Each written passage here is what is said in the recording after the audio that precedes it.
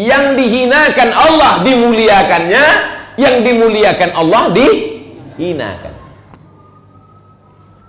Drama Korea, K-pop, itu kan dihinakan Allah kan? Penghafal Quran, anak-anak muda yang ganteng, good looking, bilang radikal. Udah nampak kan contohnya? Aku kasih contoh aja. Mau percaya, alhamdulillah. Tak percaya, aku jelaskan.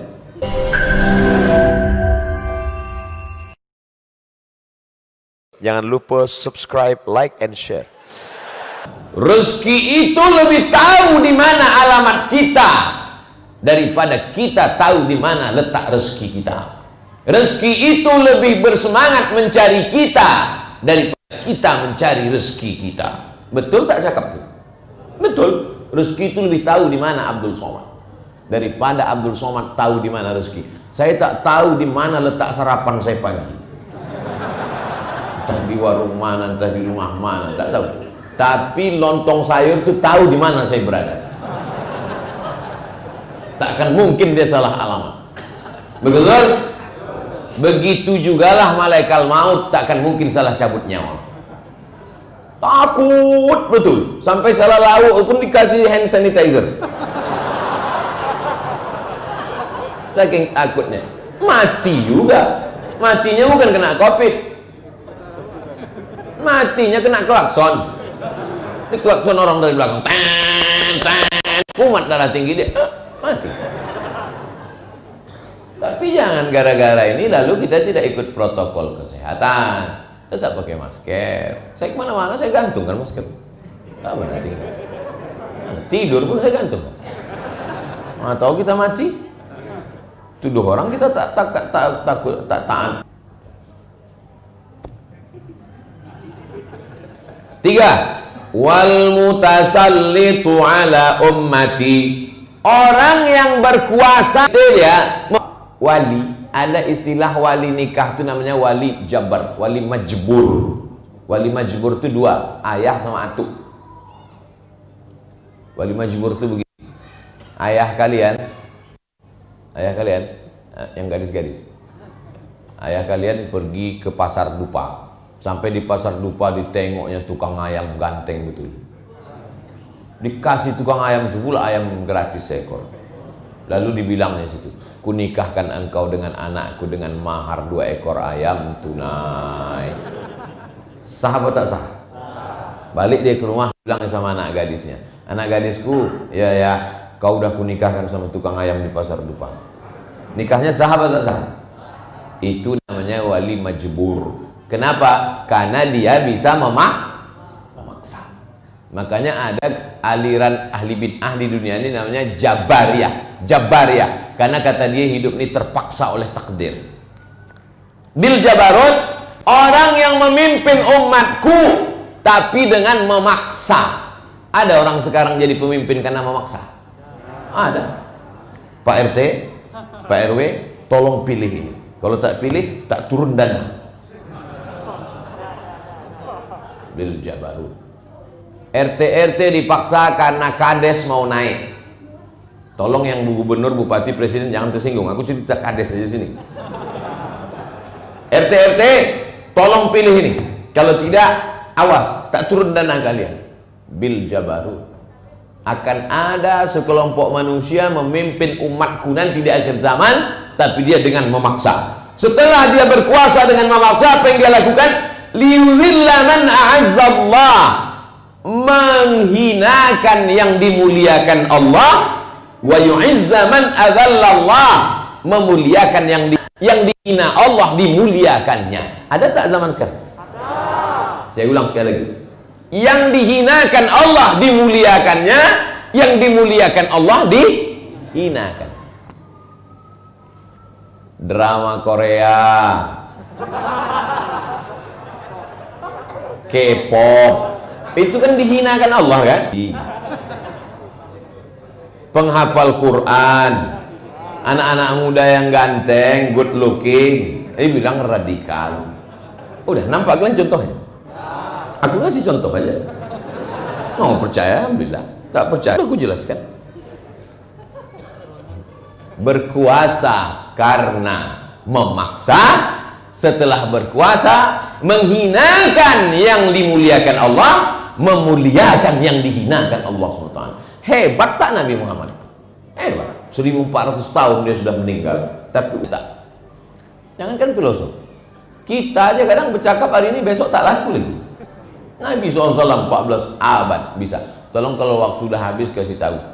Masjid-masjid lain tak ada, kasih tahunya saya. Masjid Al-Muqaddis ini orangnya suci-suci, bersih-bersih.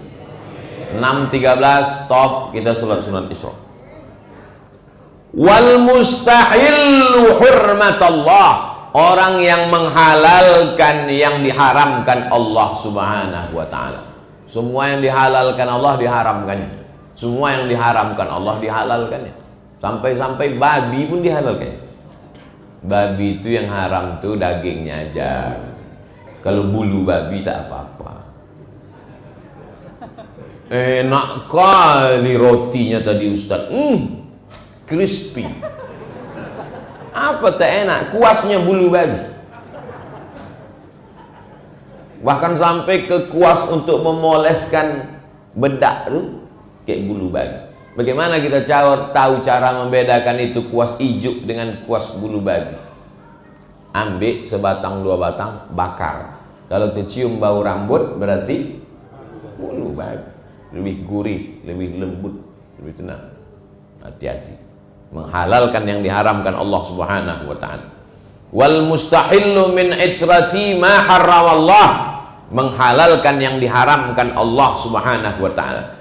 Makna itrati, keluargaku, keluarga Nabi Muhammad sallallahu alaihi wasallam. Kata Nabi, kutinggalkan pada kamu dua perkara. In tamassaktum bihima, kalau kamu pegang yang dua ini, maka kamu tak akan sesat selamanya. Dalam Sahih Muslim, kitab Allah wa itrati ahli baiti, kitab Allah dan keluarga.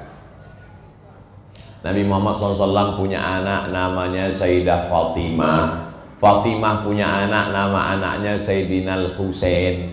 Husain punya anak, nama anaknya Zainal Abidin. Zainal Abidin punya anak namanya Muhammad Al-Baqir. Muhammad Al-Baqir punya anak namanya Ja'far Shadiq. Ja'far Shadiq punya anak namanya Ali Al-Uraidi. Ali Al-Uraidi punya anak namanya Muhammad Naqib. Muhammad Naqib punya anak namanya Isa. Isa punya anak namanya Ahmad Al-Muhajir. Ahmad Al-Muhajir ini, muhajir artinya hijrah.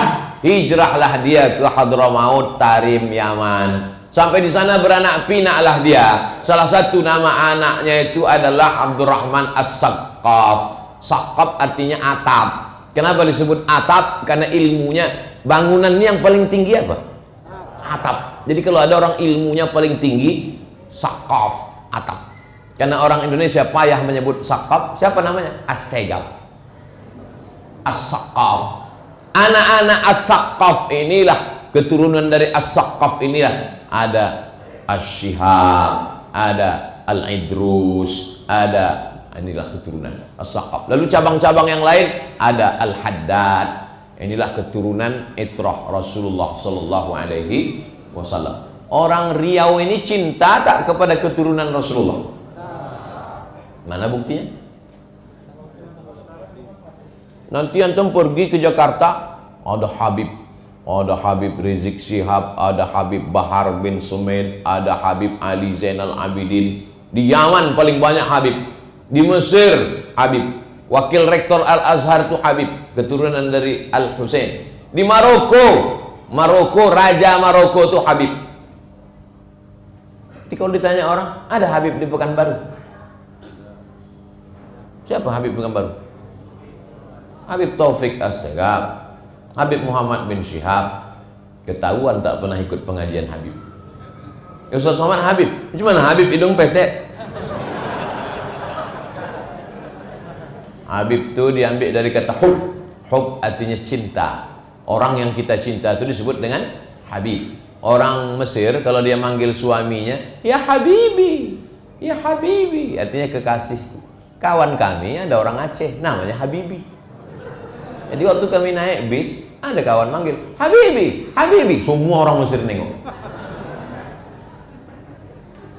Habib artinya orang yang kita cinta. Mudah-mudahan dengan cinta kepada anak cucunya, maka disatukanlah kita kepada datuknya Sayyidina wa Maulana Muhammad sallallahu alaihi. Mana tahu nanti kalian kuliah ke Jakarta, kuliah ke Surabaya, ditanya sama orang Jawa, kalian dari mana? Dari Riau. Ada Habib di Riau. Sayang kalian sama cucu Rasulullah. Jawab, kami lebih sayang daripada kalian kepada cucu Rasulullah SAW. Kalian hanya ngasih tanah, kalian hanya ngasih kebun. Kami orang Riau, raja kami Sultan Siak, anak gadisnya Tengku Embung, dinikahkannya dengan Habib Utsman Shahabuddin. Maka itulah keturunan-keturunan raja-raja itu menjadi Habib. Al-Habib Sultan Syarif Qasim. Tapi saya kalau pergi ke kerajaan-kerajaan itu jumpa sama sultan-sultan. Pernah saya ceramah ke Langkat. Tahu Langkat? Langkat itu sebelum Aceh, Sumatera Utara, mau naik ke atas, itu kabupaten terakhir naik, Kabupaten Merak. Pas sudah turun, di stop mobil. Stop. Kenapa? Saya bilang, Sultan Langkat mau jumpa Ustaz. Sultan. Pas jumpa, Ustaz Abdul Somad baik dengan datuk-datuk kami, ada sultan. Tapi di Siak tak ada lagi sultan.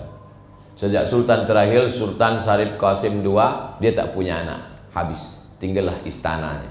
Dan orang pun banyak tak tahu sejarah, tak tahu dia hubungan itu dengan Nabi Muhammad SAW. Pernah kau ke istana Siak? Pernah. Ada kau tengok nasabnya? Enggak, aku cuma mau nengok cermin awet muda aja. Apa tak awet muda? Bedak 3 inci. Wattarikus sunnata, orang yang meninggalkan sunnah Rasulullah SAW. Apakah orang di masjid subuh ini meninggalkan sunnah? Semua yang hadir di sini menghidupkan sunnah, menghidupkan masjid, menghidupkan sunnah. Cuman kadang banyak orang terjebak pada sunnah ini, dianggapnya sunnah itu yang fisik aja. Yang kalian ikuti pengajian Abdul Somad tuh, dia itu tidak menghidupkan sunnah. Dia tak berjenggot. Satu yang tak kubuat, masa yang 99 kalian hilangkan? Tipis sekali pergaulan kalian.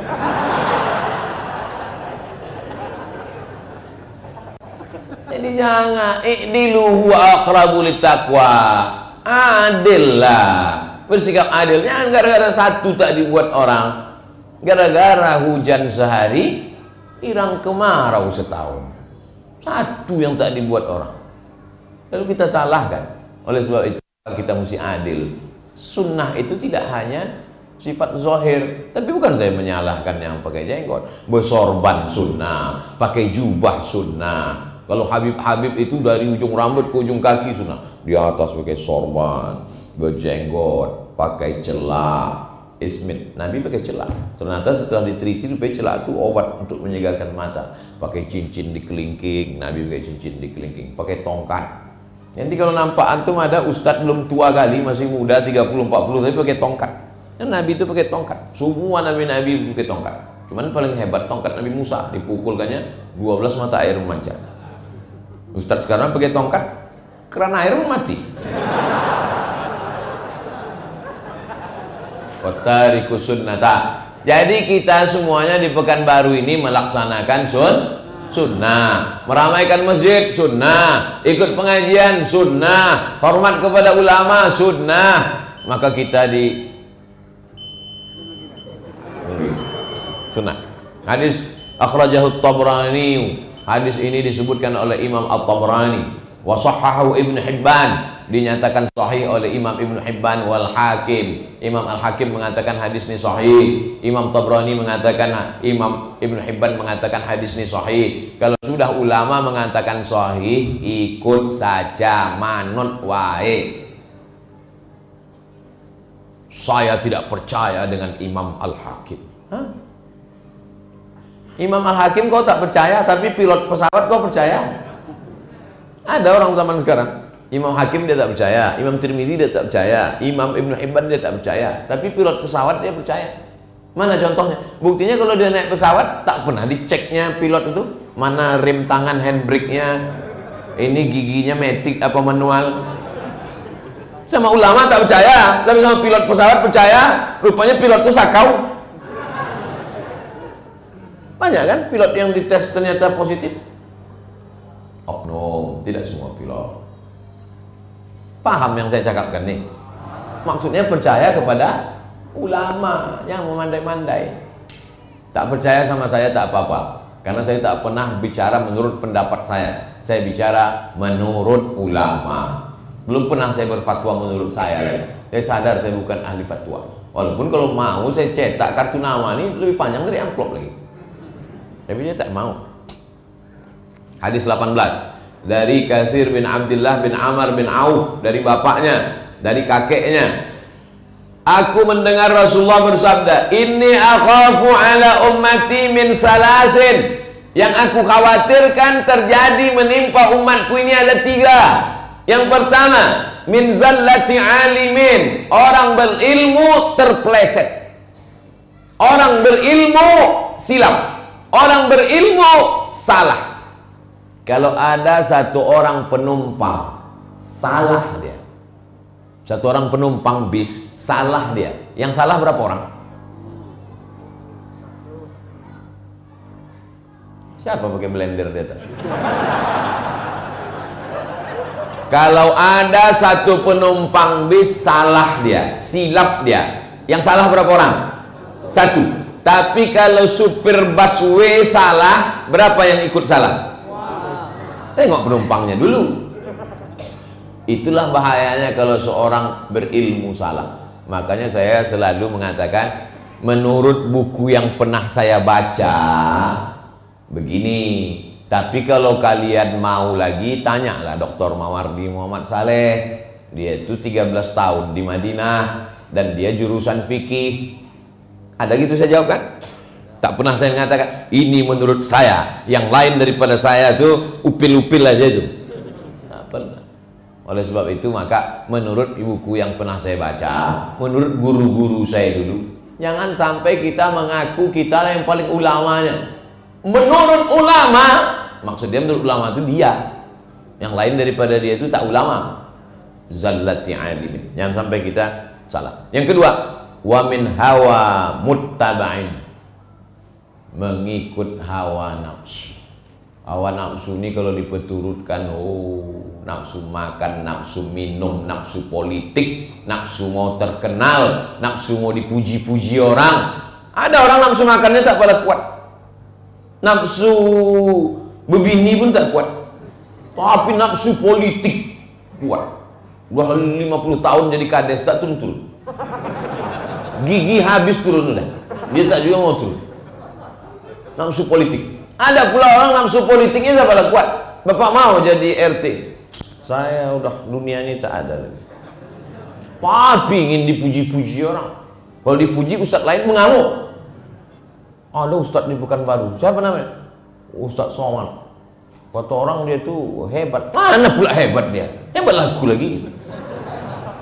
Nah, jadi hawa nafsu orang ini macam-macam. Hawa muttaba', jangan turutkan hawa nafsu. Bagaimana caranya biar supaya tak ikut hawa nafsu nih Pak Ustadz? Sering-sering ke liang lahat. Asal ditengok liang lahat tuh insya Allah hilang nafsu. Nafsu makan pun hilang. Asal udah agak jauh sedikit dari liang lahat tuh baru muncul deh. Maka sering-sering menengok liang lahat. Balik dari sini pergi ke liang lahat. Bapak yang ibu tuh suka shopping ke mall, bawa ke liang lahat. Kalau perlu sehari 3 kali, macam makan obat. Asal dia minta uang belanja, bawa ke liang lahat. Wa min hukmin jairin, dari hukum yang curang, hukum yang jahat. Datanglah orang menjumpai Nabi Muhammad SAW mau, ya Rasulullah, ini ada pencuri namanya Fatimah, nama ayahnya Aswad. Apa arti Aswad? Hitam. Jadi Fatimah bintil Aswad, Fatimah anak Pak Hitam. Mohon maaf Pak Hitam, jangan tersinggung. Pak Hitam ini kepala suku. Kalau dipotong tangan anaknya, maju satu suku. Masa anak pejabat dihukum? Jadi mau dimintakan di lobi ke Nabi supaya dikasih dispensasi. Merah wajah Nabi, marah. Inna ahlaka man kana qablakum, orang-orang sebelum kamu dihancurkan, dibinasakan Allah gara-gara inilah. Idza saraqa fihi musyarif tarakuh, Kalau yang mencuri itu orang mulia, pejabat, anak orang kaya, dibiarkan. Wa idza saraqa fihim dha'if. Tapi kalau yang mencuri itu orang lemah, rakyat jelata, aqamu alaihi al-had, ditegakkan hukum yang jahat. Ada tak ini sekarang? Saya tak ada jawab, kalian aja bilang ada. Akhrajahul Bazzar, disebutkan oleh Imam Al-Bazzar, nama kitabnya Musnad Al-Bazzar. Imam Tabrani kitab besarnya Al-Mu'jam Al-Kabir, ada namanya Al-Mu'jam Al-Awsat, ada namanya Al-Mu'jam As-Saghir. Guru Imam Tabrani itu dihitung-hitung 3.500 orang. Coba antum hitung guru TK, MDA, PAUD sampai kuliah, ada 3.500 orang. Makanya jangan ngaji cuma sama satu ustadz saja. Ngaji sama Ustadz Saidul Amin, ngaji sama ustadz lain, supaya jangan fanatik. Ngaji sama ustadz Yayasan Tabung Wakaf, supaya kita jangan fanatik buta hanya kepada satu ustadz saja. Ustadz cuma satu, Ustadz Abdul Somad. Selain itu bukan ustadz. Gilo. Gelo atuh, betul sudah. Hadis ke-19. Sampai ke berapa nih Pak Ustaz? Sampai 20. Habis itu kita sholat sunat Isra. An Hudzaifah radhiyallahu anhu, dari Hudzaifah radhiyallahu anhu. Qala Rasulullah SAW, la yaqbalu Allahu li sahibi bid'atin shauman. Orang yang melakukan bid'ah dhalalah, puasanya tak diterima, wala salatan, salatnya tak diterima, wala hajjan, hajinya tak diterima, wala umratan, umrahnya tak diterima, wala jihadan, jihadnya tak diterima, wala sarfan wala adlan, perbuatan dia meninggalkan dosa, sarfan namanya, perbuatan dia mengikuti perintah Allah dan Rasulullah, adlan namanya, wala sarfan wala adlan, diterima. Yakhruju minal Islam, keluar dia dari Islam, kama yakhruju sya'ru minal ajim, sebagaimana keluarnya rambut dari tepung. Pernah menengok tepung? Pernah nengok rambut? Menengok rambut dalam tepung? Bilang aja pernah. Tepung ada rambut. Kan udah jadi pepatah Melayu tuh, macam menarik rambut dari tepung. Orang yang melakukan perbuatan bid'ah, maka dia keluar dari Islam macam keluarnya rambut dari tepung. Apa maksud keluar rambut dari tepung? Mudah, ringan. Cobalah tarik rambut dari tepung. Ringan kan? Kan dari leher. Coba tarik anak panah dari perut, masuk anak panah atau mata kail pancing, kan payah. Tapi kalau rambut dari tepung, begitulah mudahnya orang keluar dari Islam gara-gara melakukan bid'ah dhalalah. Kalau ada orang berdoa meminta ke pokok kayu, bid'ah dhalalah. Kok kenapa minta ke pokok kayu? Saya sebenarnya mintanya sama Allah, cuman Allah itu menurunkan sesuatu ke pokok kayu ini. Apa pula? Saya minta kepada penjaga pokok kayu ini. Ada jin Islam di sini Pak Ustaz. Udah lama dia di sini. Udah ngurus KTP seumur hidup dia di sini Pak Ustaz. Idza sa'alta fas'alillah. Kalau minta, mintalah kepada Allah. Wa idza sta'anta fasta'in billah. Kalau minta tolong, minta tolonglah kepada Allah. Hadis Ibnu Majah.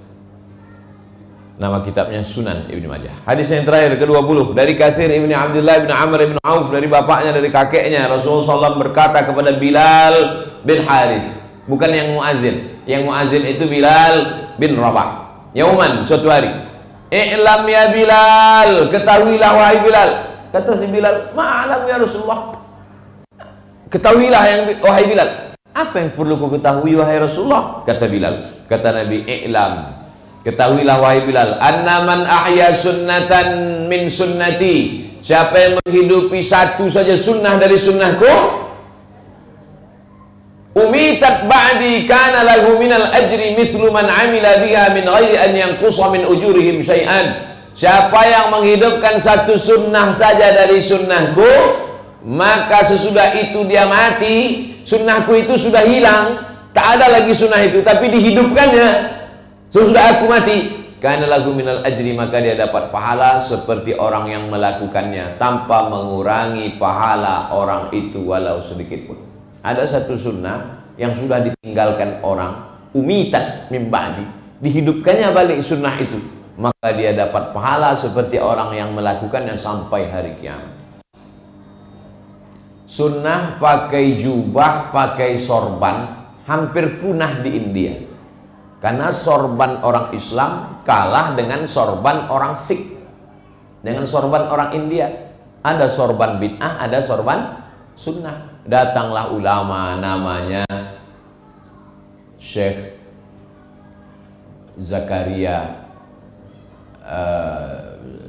Kandahlawi, kemudian Maulana Ilyas, kemudian mereka hidupkan lagi sunnahnya. Sunnah pakai sorban, sunnah pakai jubah, sunnah berjenggot yang sudah mulai musnah, mati, dihidupkannya lagi. Man ahya sunnatan min sunnati, siapa yang menghidupkan satu sunnah dari sunnahku, umitat min ba'di, sunnah itu sudah mati setelah aku meninggal, karena minal ajri, dia dapat pahala seperti orang yang melakukannya sampai hari kiamat, dan orang itu pahalanya tidak berkurang sedikit pun. Bisa apa tak bisa? Bapak punya 100, saya ambil 1, punya bapak tetap 100 atau berkurang? Berkurang. Tapi kata Nabi tak berkurang sedikit pun. Dulu susah menjelaskan ini, zaman sekarang mudah. Ada satu mahasiswa punya ceramah nomor 100, datang kawannya mengkopi, di kopinya, di pas yang 100 tetap 100 lalu berkurang. Paham kan? Yang gaptek ngango aja lah. 6.13, sedikit lagi, 3 baris lagi. Wa man ibtada'a bid'atan dhalalatan. Ini dia istilah bid'ah dhalalah.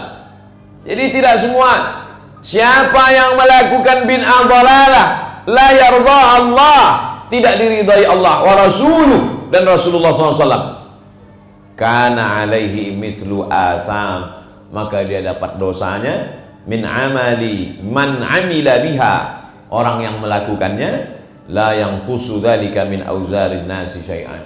Jadi kalau ada orang di Pekanbaru ini buat satu bid'ah dhalalah, diikuti oleh orang Pekanbaru 1.300.000, penduduk Pekanbaru ini 1.200.000, maka dia dapat dosanya sampai hari kiamat. Namanya dosa MLM, multi level marketing,